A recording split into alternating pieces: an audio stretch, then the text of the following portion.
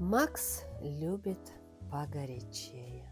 За окном +1, а он жмется к камину, как будто замела пурга и -25 градусов. А на минуточку это охотничья собака. Вот скажите, в какой засаде зимой он высидит без обогревателя? Но мы его любим, балуем, и у нас для него рождественский подарок.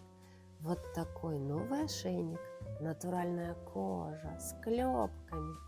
Макс очень доволен, носит с удовольствием. А может быть, он просто романтик? Что вы думаете об этом? Может быть, он любуется тем, как горят дрова в камине? Давайте подумаем, романтик он или охотник.